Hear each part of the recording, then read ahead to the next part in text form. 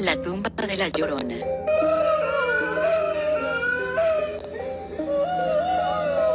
Esta tumba se encuentra en un antiguo pueblo, Hidalgo, Guanajuato.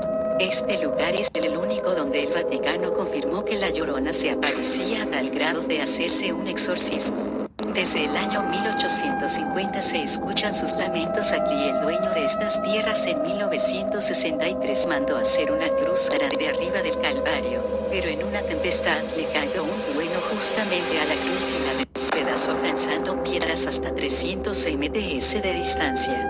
Desde hace años en estos campos de cultivo muchos campesinos llegaban a trabajar las tierras. Cuando todos los campesinos regresaban a sus casas en los años 1800, en su recorrido de estos ranchos escuchaban quejidos y llantos de una mujer de blanco que la veían flotando con un velo muy delgado.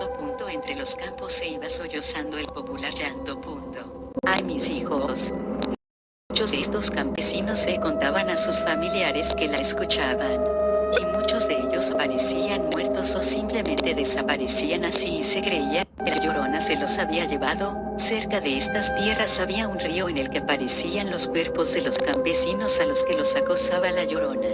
Ya cansados de lo mismo, los dueños de estos campos trajeron a frailes españoles que eran representantes en esa época de la Iglesia Católica, pero ellos no podían hasta que hubiera pruebas antes de proceder, así que mandaron a los frailes a que se quedaran a dormir y durante la noche uno de ellos en su recorrido oyó los lamentos desesperados de una mujer y al día siguiente dijo: lo que pasa ahí, yo he escuchado gritos y no solo eso. Vi a una mujer de blanco pasearse por los sembradíos hasta ese punto donde ahora está la tumba donde dejaba de llorar. Lo mandaron al Vaticano, la iglesia ordenó que se construyera esa tumba y no solo eso, en ese lugar se hizo el primer exorcismo en México en donde se determinó que una entidad estaba habitando en un lugar físico. El llanto de esta mujer